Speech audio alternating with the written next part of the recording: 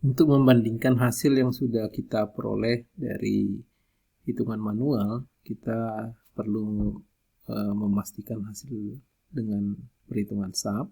Di sini sudah saya buatkan balok yang sederhana tersebut, dan sengaja saya bagi di bagian tengah ini bagi dua supaya kita bisa nanti mendapatkan deformasi di titik ini. Kalau tidak kita bagi dua, kita tidak akan mendapatkan nilainya di sini dengan gampang.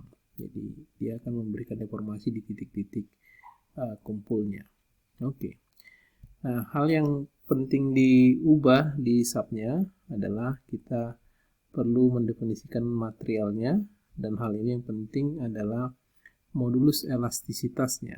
Modulus elastisitasnya di sini sudah dalam satuan Newton milimeter, berarti 250.000 MPa, ya.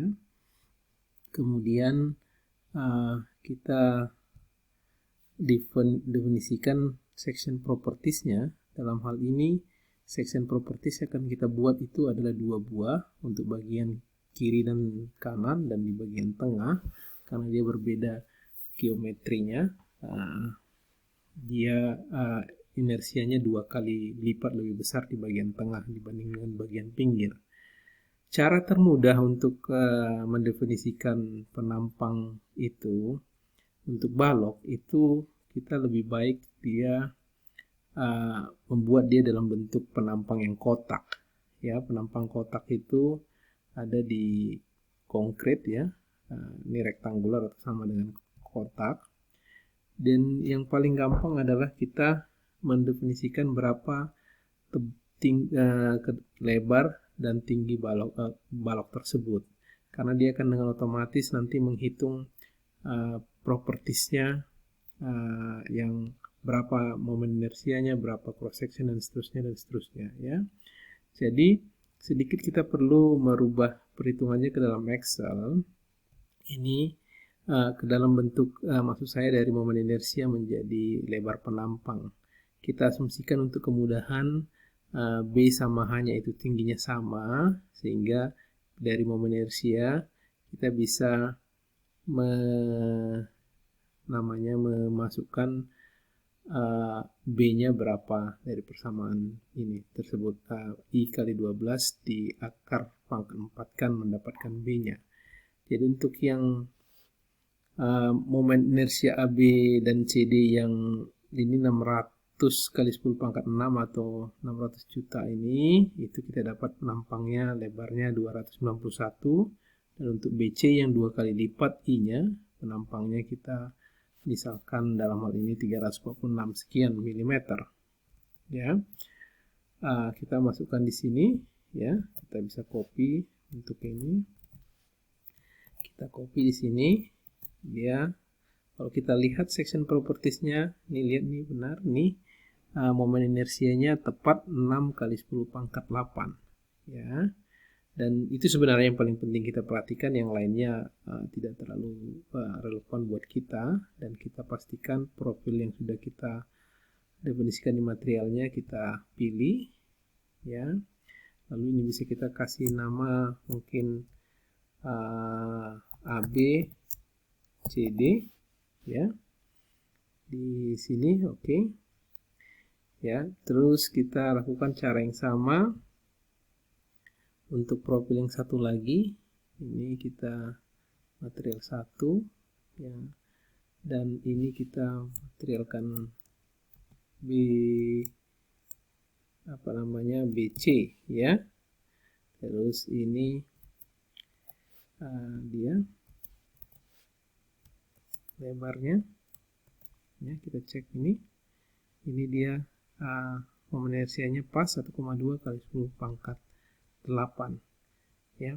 Jadi kalau ini saya cek kembali ini, kalau misalkan kita langsung hanya mendefinisikan I-nya saja, itu bisa juga, ya, dengan cara add new properties. Ini kita definisikan other, terus general, kita bisa masuk di sini merubah langsung nilainya. Cuman kita harus juga menghitung yang lain-lainnya. terkadang kalau hanya kita mendefinisikan ini dan membuat yang lainnya angkanya 1, misalkan, itu dia kadang suka tidak akurat perhitungannya dengan sub, ya. Jadi lebih baik kita menggunakan penampang rektangular tadi. Selain itu, saya juga perlu menyampaikan, sub itu menghitung deformasi juga memperhitungkan gesernya, ya. Sementara di manual kita itu hanya memperhitungkan momennya saja. Sementara ini ada properti, kita tidak bisa edit di sini, kita bisa mengeditnya dengan cara memodify parameter tersebut. Kita yang berhubungan dengan geser itu kita nolkan, ya, kita nolkan di sini. Dan juga yang untuk yang BC-nya yang berhubungan dengan geser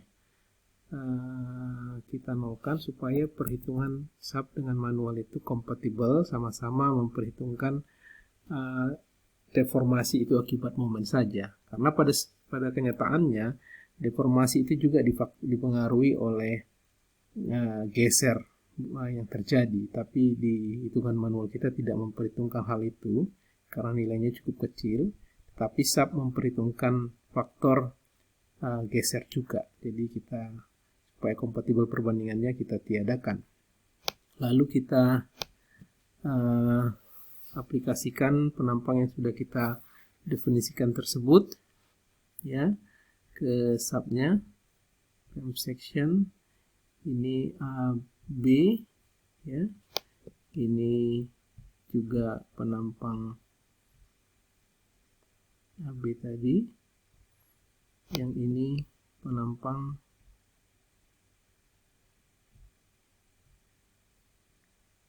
BC. Oke, ini siap kita run, ya, dan hasilnya akan terlihat sebentar lagi. Ini deformasinya. Jadi kalau kita dekatkan ke area tengah, itu akan terlihat angka window muncul, atau klik kanan di situ akan memunculkan nilainya. Yang kita lihat adalah translasi ini, dia arah 3 berarti arah sumbu Z, yaitu minus berarti ke bawah 135,4166. Kita bandingkan dengan hasil kita sebelumnya, itu nilainya adalah berbeda, ya. Delta E Y dari sub 2000 itu 135,4166 mm. Nah, kemungkinan saya rada menaruh percaya kepada hitungan sub. Kemungkinan besar ada kesalahan di hitungan manual kita. Coba kita periksa sama-sama apa yang terjadi. Apakah momen diagram kita mengalami kesalahan. Coba kita lihat reaksi perletakan di sub. Tentunya kita hanya bisa memverifikasi terhadap sistem P-nya, ya. Sebentar saya rubah ini ke kilonewton meter. 175 dan 125 rasanya sudah tepat, ya. Dan ini kita lihat sebentar bidang momennya. Bidang momennya juga 875, 750, 625 sudah benar, ya, di situ. Kalau bidang P-nya udah benar, coba kita lihat gesernya di bidang Q-nya ini setengah dan merata setengah, turun ke bawah setengah. Dan ini rasanya di sini saya menemukan kesalahan kita. Ini panjang ini ke sini bukan 15, ya, tetapi mungkin tadi saya salah mengingat, di sini 15 itu sampai ke C. Yang ini ternyata sampai ke itu adalah 10. Jadi ini sedikit saya rubah. Wah, ini kayaknya lumayan panjang kesalahannya. Di sini 10, berarti ini 5, ya. Ini juga luasannya berarti 5, berarti ini 5. Kalau gitu ini 2 2,5. Ini juga 2,5. Kemungkinan kesalahannya di situ, berarti ini perhitungannya ini menggunakan 2,5. Kesalahannya di Q-nya. Nanti kita cek, ini juga kesalahannya di situ 2,5. Lalu di bagian BE-nya ini 2,5. Ini 5 ya, ini rada banyak nih kesalahannya. Ini juga ini 2,5, ini 5, ini juga ini 5, ini 2,5 ya. Jadi ini 5, ini 2,5 ya. Jadi dengan demikian kita lakukan perhitungan sebentar ininya delta di segmen AB.